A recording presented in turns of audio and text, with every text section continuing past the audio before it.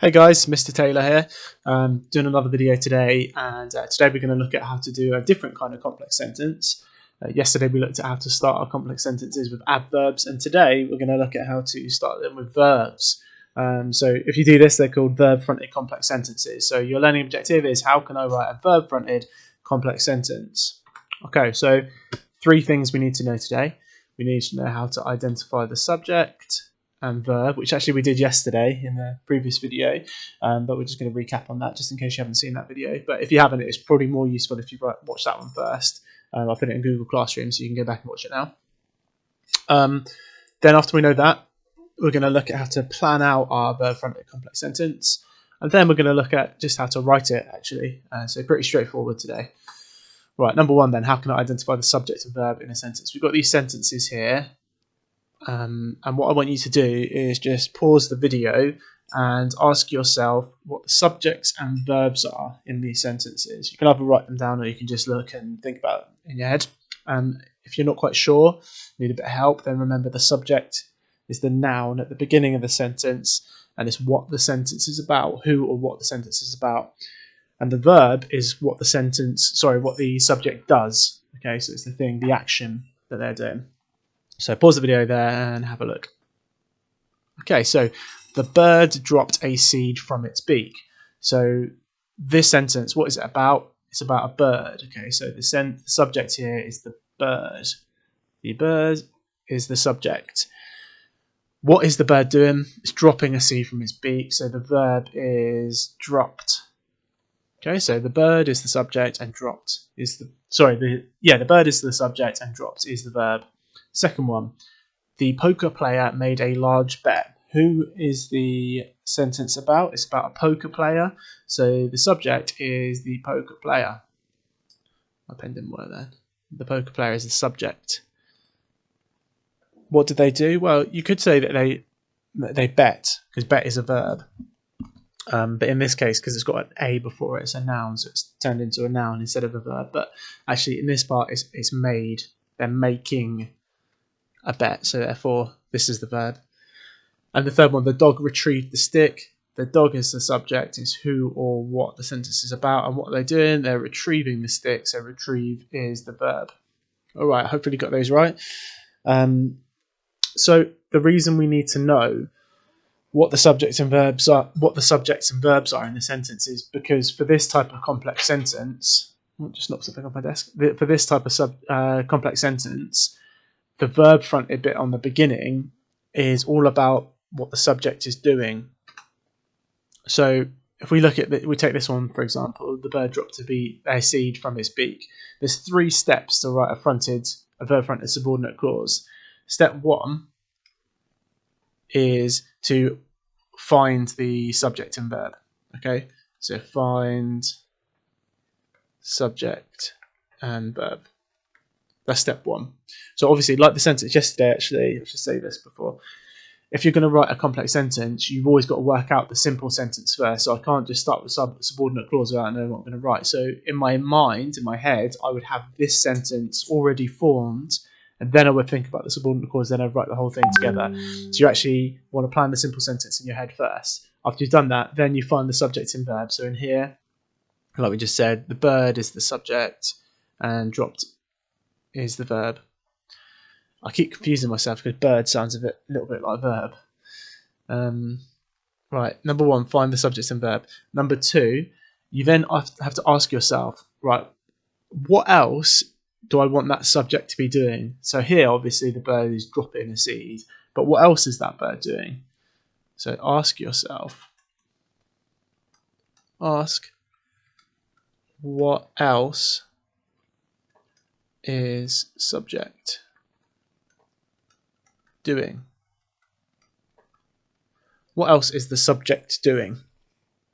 Once you've worked that out, or decided, not worked it out, it's decided because it's your bit of writing, so you're literally creating it, then you just write that as a subordinate clause. Write that as a SC, just stands for subordinate clause.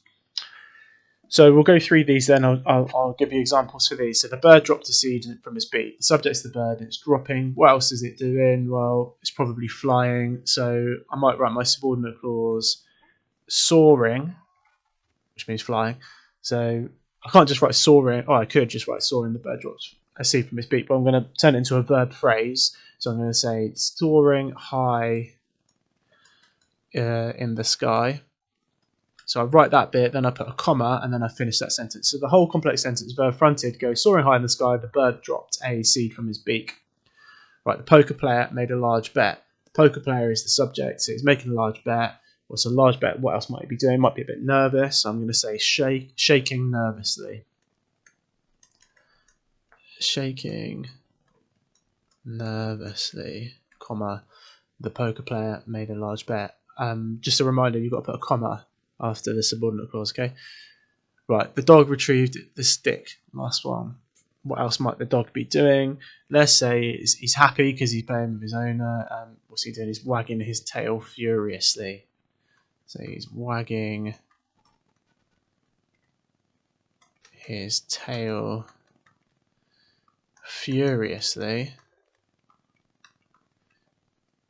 Furiously doesn't always mean, I mean, furious means angry, but furiously could just mean almost like enthusiastically or in a vigorous manner. Okay, so wagging his tail furiously, the dog retrieved the stick. Shaking nervously, the poker player made a large bet. Soaring high in the sky, the bird dropped a seed from its beak. Okay, so that's the 3 steps then. You find the subject and verb, ask what else the subject is doing, and then write that as a subordinate clause. I hope helpfully have removed the 3 steps here, so let's write them again. 1, find S and V. Hopefully you remember what that stands for. 2, I've forgotten the second step. Oh yeah, what else is subject doing? What else is subject doing? And then step 3, write that as sub clause. Okay, so I've got a task for you now. You've got 5 sentences on the screen. They're just simple sentences. They're not verb-fronted subordinate clauses. Verb-fronted complex sentences, but you're going to turn them into verb-fronted complex sentences. So the instructions down here for you. Turn these simple sentences into verb-fronted complex sentences. Iris completed her homework. The cat slept on the windowsill. A window swung shut. Trees swayed in the breeze, and weeds sprung from the soil. Okay, so I want you to work through those. Write a subordinate clause at the beginning of them, turn them into complex sentences, and then if you want to, you can email them back to me for some feedback, and I'll mark them for you. And then I've just got one final little task after you've done that.